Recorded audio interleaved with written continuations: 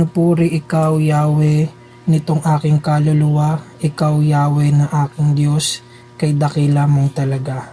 Ang taglay mong kasuot ay dakila rit marangal pa. Nababatbat ikaw, O Diyos ng maningning na liwanag, kalangit ay parang tolda na kamay mo ang nagladlad. Dakilang Diyos na makapangyarihan sa lahat, patuloy ka naming pinupuri at pinasasalamatan dahil sa lahat ng pagkakataon natili ang paglingap at pagkalinga sa mga anak mo na nagtitiwala sa iyo. Sa araw na ito, kami ay nasa kanya-kanya naming tahanan upang magsamba sa inyo.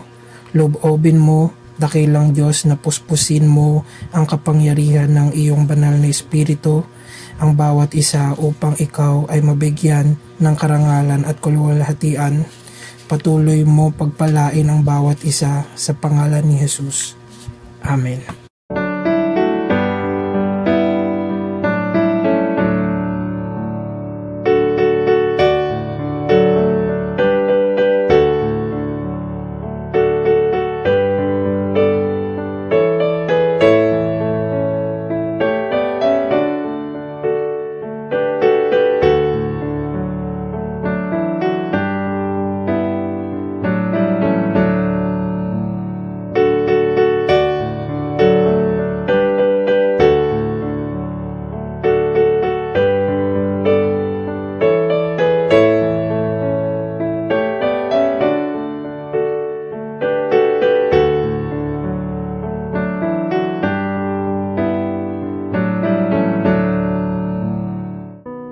Tapat ang Diyos, banayad sa pagkagalit. Ipahayag natin ang ating kasalanan sa Diyos at ating kapwa at kapaligiran.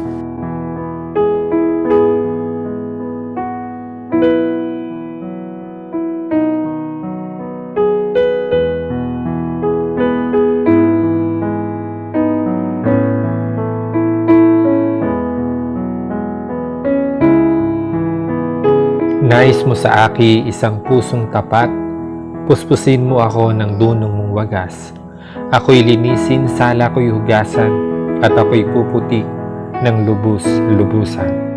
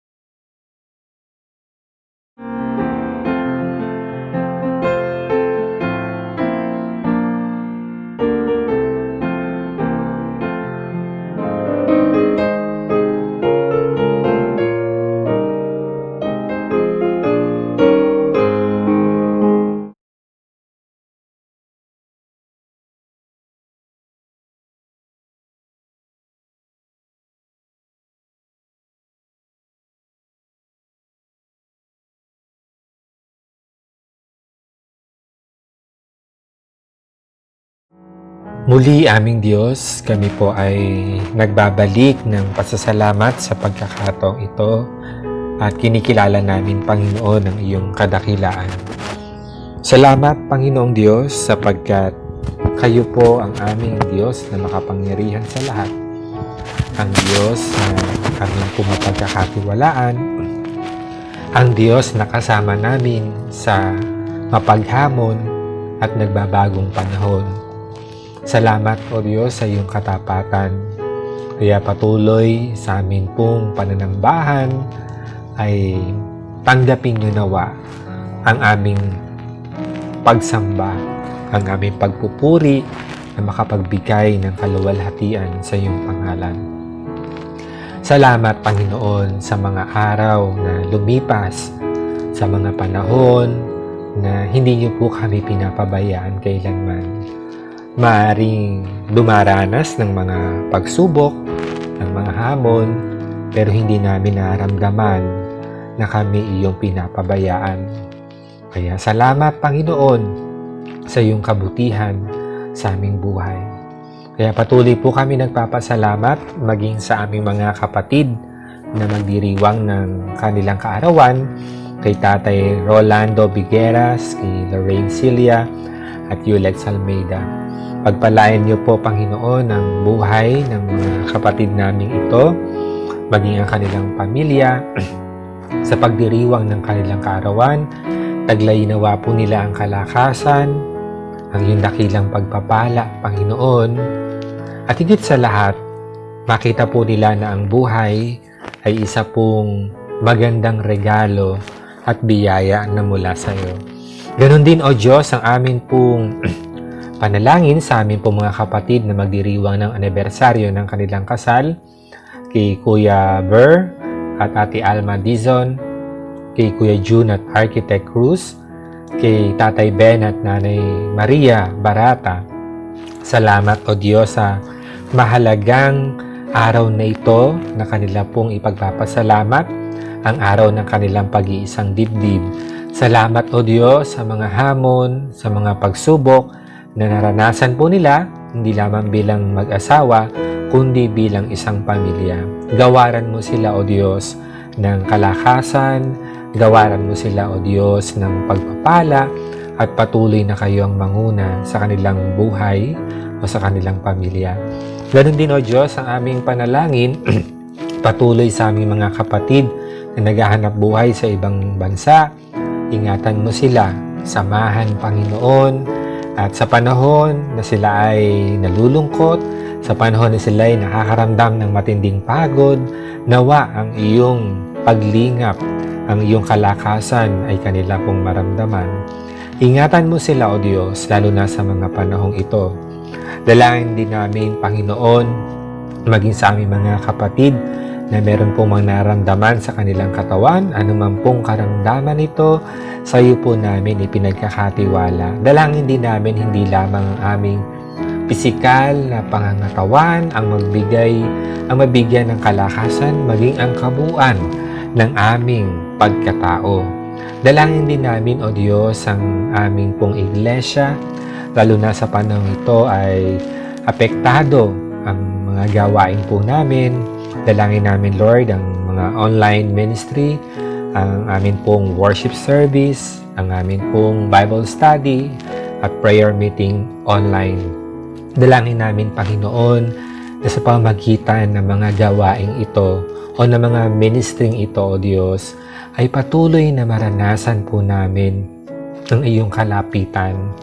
Bigyan mo kami, Panginoon, ng karunungan, ng paggabay ng banal na Espiritu, na sa panahon na kami ay dumudulog sa iyo, sa panahon na kami, Panginoon, ay nagiging kabahagi ng amin pong mga gawain.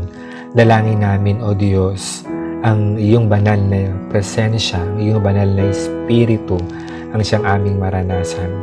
Umaasa kami, Panginoon, na darating din po yung panahon na magiging normal na po na kami makakabalik muli sa amin pong iglesia, na makapagsama-sama na pong manambahan, makapag-Bible study na sa mga bahay-bahay, makapag-prayer meeting magkakasama, Panginoon. Subalit sa mga oras na ito, Diyos, nawa ay gamitin niyo po ang mga gawaing ito upang magpatibay ng aming pananampalataya.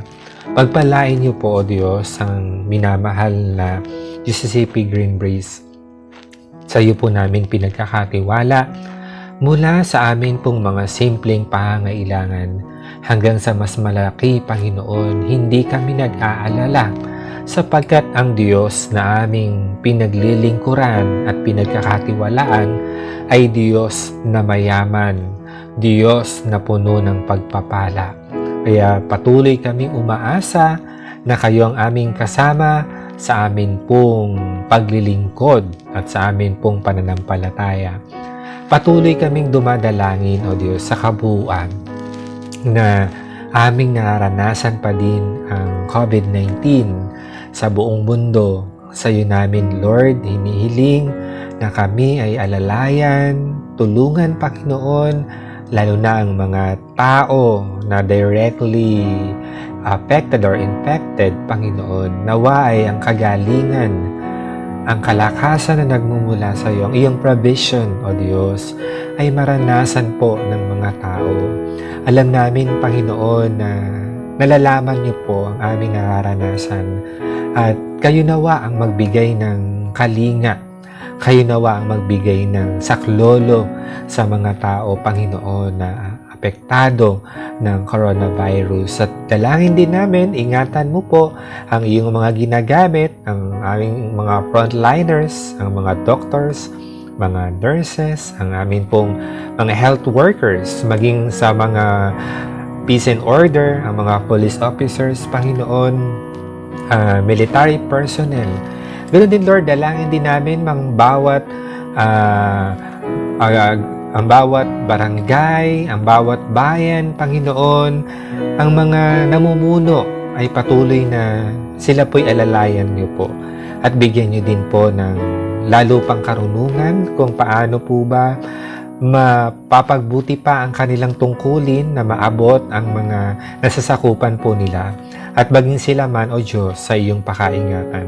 Dalangin namin ang amin pong bansa, ang amin pong presidente, O Diyos, ay patuloy ang iyong pangunguna sa kanya at iba pa po namin mga leaders sa bansa, Panginoon. Salamat, O Diyos, sapagkat dumadaan man kami sa ganitong mahigpit na pagsubok o kalagayan sa buong mundo o sa aming buhay. Subalit kami ay nagtitiwala sa iyo. Salamat, Panginoon, sapagkat ito po ay meron din hangganan, may katapusan. Kaya pinagkakatiwala namin sa iyo ang lahat. Dalangin din namin, Panginoon, sa bawat isa na meron pong mga kahilingan, anuman pong mga panalangin, mga personal na kahilingan, kayo nawa ang siyang tumugon, kayo nawa ang magkaloob. Nababati niyo po, O Diyos, sa mga oras na ito ang mga dalangin at kalagayan ng puso, kalagayan ng aming buhay. Sa iyo kami umaasa, Panginoon. Salamat po. At patuloy po kaming nagbabalik ng pasasalamat at nagpupuri sa iyo, Panginoong Diyos. Wala kaming ibang sasambitin, kundi salamat. Wala kaming ibang sasambitin, kundi ang magbigay ng papuri sa iyo, sapagkat kayo ang Diyos na makapangyarihan sa lahat. Kayo ang Diyos na hindi kami pababayaan kailanman. Ito pong aming panalangin sa pangalan po ni Jesus. Amen.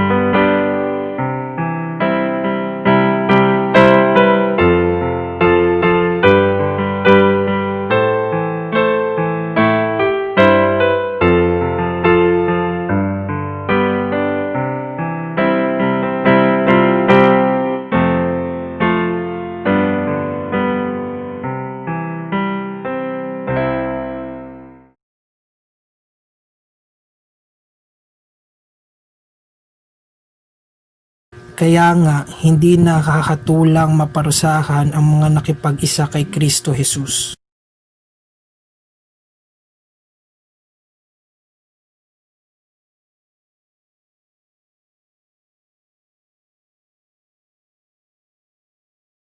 Ginawa ng Diyos ang hindi nagawa ng kautusan dahil sa likas na kahinaan ng tao. Sinugod niya ang kanyang sariling anak sa anyo ng taong makasalanan upang maging handog para sa kasalanan. At sa anyong iyo'y hinatulan niya ang kasalanan.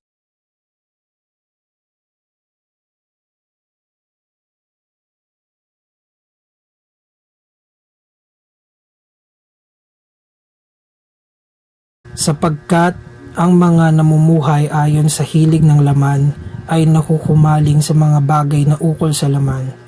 Ngunit ang namumuhay sa patnubay ng Espiritu ay nagsisikap ukol sa mga bagay na espiritual.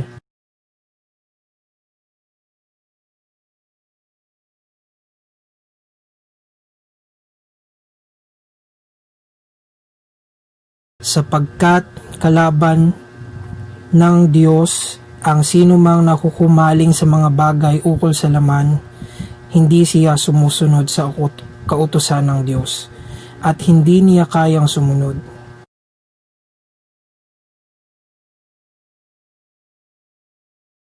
Ngunit, hindi na kayo namumuhay ayon sa laman kundi ayon sa espiritual. Kung talagang nananahan sa inyo ang Espiritu ng Diyos, kung ang Espiritu ni Kristo'y wala sa isang tao, hindi siya kay Kristo. Lahat, ngunit kung nasa inyo si Kristo, bagamat patay na ang inyong mga katawan dahil sa kasalanan, buhay naman ang inyong espiritu dahil sa pinawalang sala sa inyo.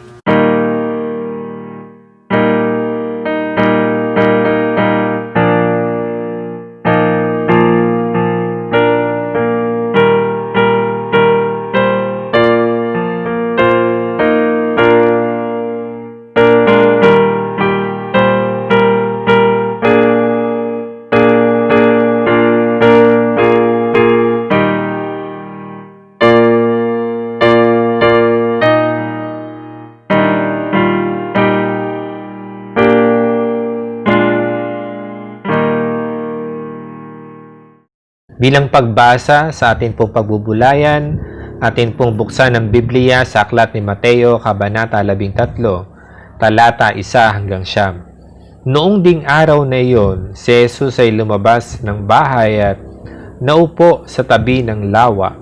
Dahil sa dami ng taong lumalapit sa kanya, sumakay siya sa isang bangka at doon naupo.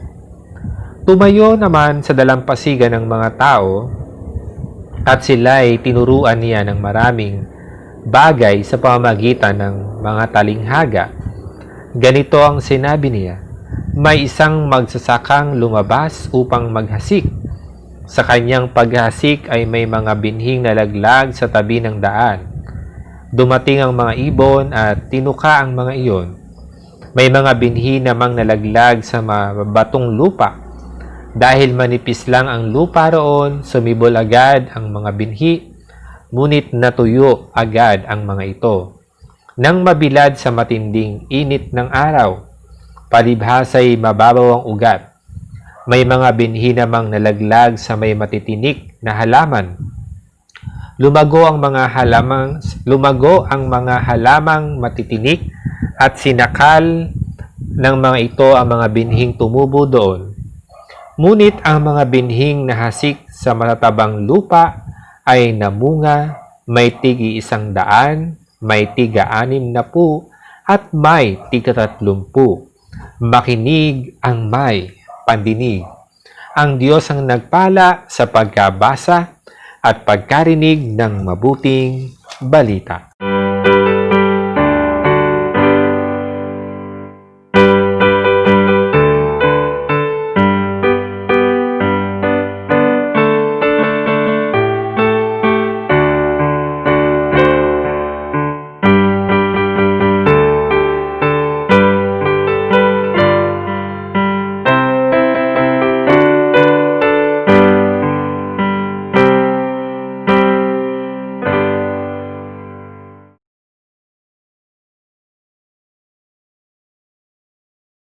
Isang mapagpalang umaga sa ating mga kapatid.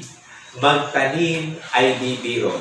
Ang buwan po ng July ay Rural Life Emphasis o pagbibigay diin sa mga taong naninirahan sa probinsya o malapit sa bukid o sa kabukiran.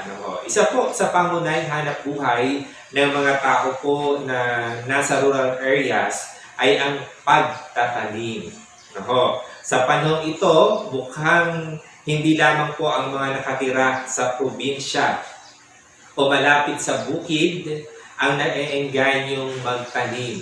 Bakit nga ho? Sa panahon po natin ngayon, nakita natin sa commercial o ine-enganyo po tayo na sa panahon ngayon tayo daw po ay magtanim. Bakit? Pandagdag nga daw ho sa ating pang-araw-araw na pangailangan. Kaysa nga ho, bumili pa tayo ng mga gulay, kung tayo po ay may bakanting lote, o meron kakayanan magtanim, ay pwede po natin gawin iyon. Ang tanong po, madali po ba ang magtanim?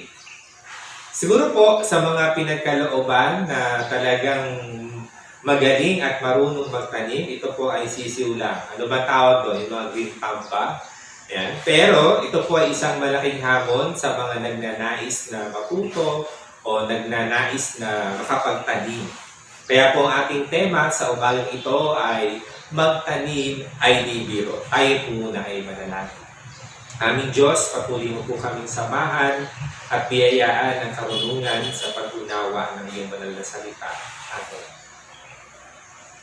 Magtanim ay di biro, ito po ay may katotohanan sapagkat ang pagtatanim po ay kailangan ng sipag, kailangan ng tiyaga, madami pong proseso at kailangan maghintay na ito ay tumubo. At para hindi po pag tayo nagtanim ngayon ay bukas o sa makalawa ay makikita na po natin ang pagtubo nito. Talagang maghihintay tayo ng mga ilang araw at minsan nga yung ating tinanim ay hindi pa natin masasabi ito ay mabubuhay o tutubo. Bakit po ba natin pinag-uusapan ng pagtatanim? Hindi naman po pagtatanim talagang literal ang ating pagbubulayan, bagamat meron itong hawig sapagkat ang talinghaga na ginamit po o gumamit ang ating Panginoon Kristo ng isa sa kanyang mga talinghaga o yung tinatawag po nating parable. At alam naman po natin ang ibig sabihin ng parable. Ito po ay merong malalim na kahulugan o makalangit na kahulugan na hindi po kayang basta unawain lamang ng ating isipan. Kailangan daw po nga ito ng patnubay ng banal na Espiritu. Kaya sabi po doon sa ating batayang talata, sa bandang huli, sa verse 9, makinig ang may pandinig. Sa talinghaga po na kinuwento ni Jesus, ito po ay patungkol sa isang maghasik. Ito po ay na pagbulayan din po sa ating prayer meeting, kamakailan lamang ni Yulex. Ang talinghaga po patungkol sa maghasik, sabi nga merong dalang binhi at ang mga binhi pong ito ay nahulog. Nahulog ho saan? Sa iba't ibang uri ng lupa. Sabi, meron daw nga pong sa tabi ng daan. At sa tabi nga ng daan, anong nangyari? Dumating ang ibon at ito ay tinuka. Meron din naman daw po sa mga batong lupa na tumubo. Pero hindi ito nagtagal. Tumubo pero hindi nagtagal. At meron din naman po sa matitinik. Matitinik na halaman o halamanan dahil matinik ang lugar na yon, na daig po ang mga binhi at sa madaling salita ay hindi ito nabuhay. At ang panghuli po ay binhi na laglag sa saan? Sa mabuting lupa o matabang lupa. At ang matabang lupa nga anong nangyari doon? Ito ay nabunga ng tig-100, tig-60 at tig-30. Ano ang sinasabi ng ating teksto sa umagang ito? Ang binhi na tinutukoy po dito ay ang salita ng Diyos. At yung mga uri po ng lupa, ito po ay uri o kalagayan ng puso. Yan, ng puso natin, ng mga tao. Ang maghasik po ay tinutukoy sa talinghaga ay walang iba kundi ang ating Panginoon. Yun na po ang katotohanan. Iba-iba po ang kalagayan ng puso ng bawat tao, kaya iba-iba din ang naging pagtanggap o pagtugon. At kung ating nga pong babalikan, ang pagtatanim ng binhi o halaman ay hindi po biro. Ito po ay isang malaking hamon sa nagtatanim. Ano nga po ba? Ano po ba ang mensahe ng talinghagang ito tungkol sa maghahasik sa ating pong pananampalataya? Ating pong paghulayan ang patungkol sa pagtatanim ng salita ng Diyos. 3 hamon ang ating pagbubulayan sa umagang ito. Una po, tayo po ay inaasahan na maging katuwang sa pagtatanim. Katuwang sa pagtatanim, tayo ay tumanggap kay Kristo at Kanya pong mga tagasunod, tayo po ay inaasahan ng Diyos na Kanyang maging katuwang sa misyon nang siya ay nasa mundo pa. Gaano ho kagandang pagmasdan sa isa pong bukirin o taniman na marami po ang magkakasama o magkatuwang na nagtatanim. Di po ba magandang pagmasdan? Kumpara po sa makita tayo ng isa lamang yung nagtatanim sa napakalawak na bukirin o taniman. Ganoon din po sa pamamahagi ng salita ng Diyos. Mas mainam, mas maganda na kung tayo po ay sama-samang nagbabahagi ng salita ng Diyos. Katulad nga po ng pag-train ng ating Panginoong Kristo sa kanyang mga alagad na siya po ay nasa mundo pa at na siya ay papunta na sa langit, binili na niya po ang kanyang mga alagad na bautismuhan at turuan sumunod ang lahat ng bansa sa Matthew 28 verses 19 to 20. Tayo po inaasahan na maging katuwang sa pagbabahagi ng salita ng Diyos. Hindi po ito tungkulin ng isang mananampalataya lamang, hindi po ito tungkulin ng isang leader ng simbahan o ng isang grupo lamang. Ito po ay tungkulin nating lahat na tayo ay magkakatuwang. Pangalawa po ay maraming hamon sa pagtatanim. Ang pagtatanim po ay isang malaking hamon. Bakit po? Ano-ano po ba ang hamon ng isang nagtatanim? Kung ating nga pong titingnan, hindi lahat nga daw po ng tinatanim ay umuusbong agad o tumutubo. Umusbong man, sabi nga po, nariyan yung mga peste, nariyan yung matinding init ng araw, nariyan yung bagyo. Hindi po simple na kapag nagtanim ay tutubo na. Kailangan po ng pag-aalaga at marami pong pagdaraanan. Maraming hamon. Ganon din po sa ating pagtatanim o pagbabahagi ng salita ng Diyos. Maraming hamon na kaakibat. Nariyan na hindi po lahat ng tao ay handang makinig o handang tumanggap ng salita ng Diyos. Meron din pong nabahaginan na, pero tingin natin parang may kulang pa.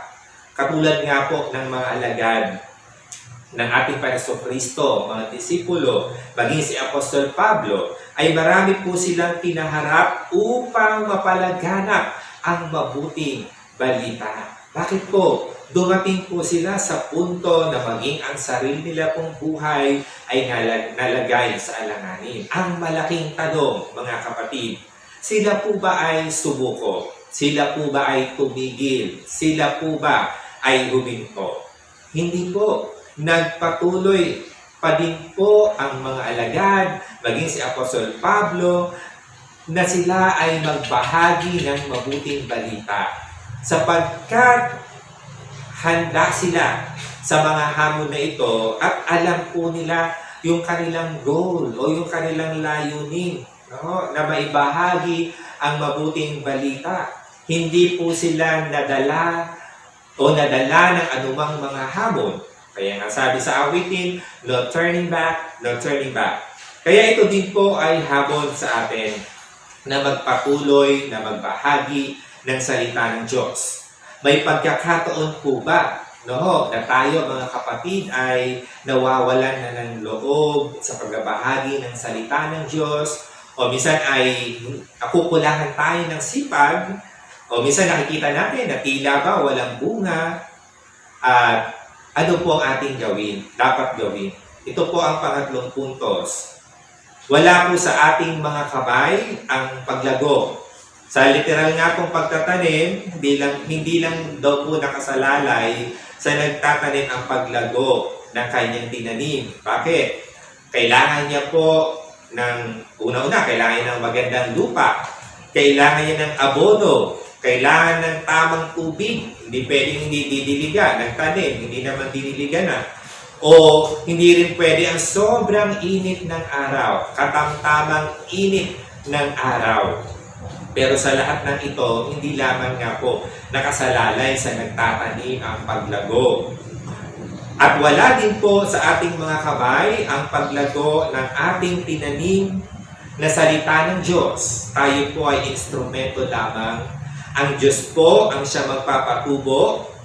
At ang ating pong tungkulin, mga kapatid, ay magtanim, at magbahagi ng salita ng Diyos. Sa mga tao po, sa mga taong nabahaginan o nataniman ng salita ng Diyos, maaaring hindi sa panahon natin ito magbunga. Subalit, huwag po tayong mangamba at huwag tayong malungkot. Maaaring sa ibang panahon o pwedeng may gamitin ang Diyos na mapalago po ito. Ang lesson po dito, tuloy-tuloy lang po tayo sa pagtatanim. Dahil ang bawat salita ng Diyos na atin pong nababahagi sa mga tao ay hindi po ito nawawalang kabuluhan. Hindi po ito hinahayaan ng Diyos na mawalan ng kabuluhan.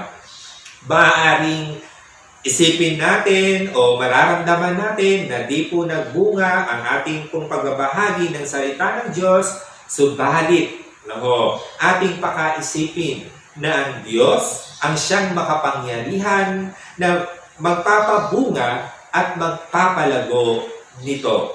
Gawin lang po natin ang pinag-uutos ng Diyos na makapagbahagi ng mabuting balita. Ang hamon po sa atin, mga kapatid, tayo po ay magpatuloy na magtanim ng salita ng Diyos sapagkat tayo ay inaasahan na maging kaniyang katuwang. Subalit, pakatandaan, ito po ay maraming hamon na dapat nating harapin at dapat nakayanin. At dahil dito, sa Diyos, tayo magtiwala dahil sa ating wala sa ating mga kamay, kundi nasa kamay ng ating makapangyarihang Panginoon ang pagtubo at ang paglago. Tunay nga po na ang magtanim ay di biro. Sa ngalan ng Ama, ng Anak at Espiritu Santo. Amen. Dalhin ninyo ng buong buo ang inyong mga ikasampung bahagi sa tahanan ng Diyos upang matugunan ang pangangailangan sa aking tahanan. Subukin ninyo ako sa bagay na ito kung hindi ko buksan ang durungawan ng langit at ibuhos sa inyo ang masaganang pagpapala.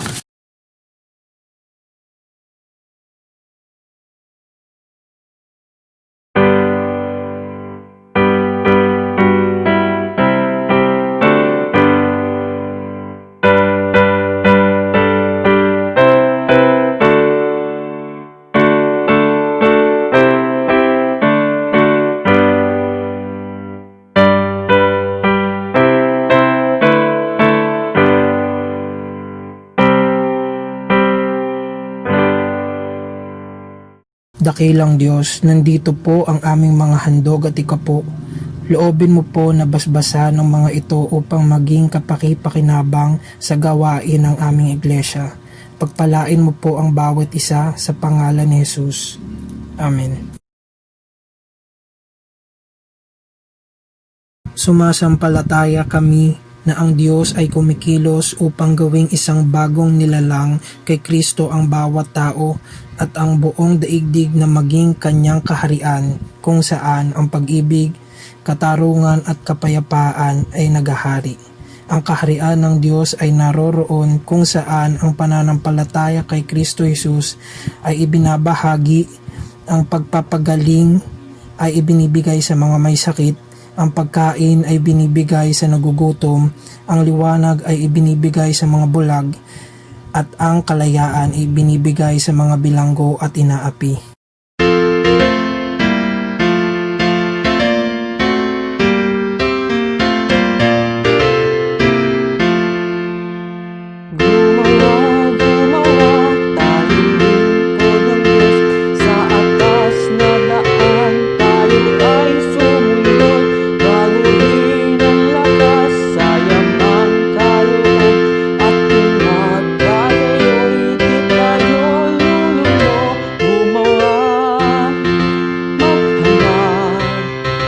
Maghintay, magpuyat, umasa, tumawag, ang maso'y babalik agad.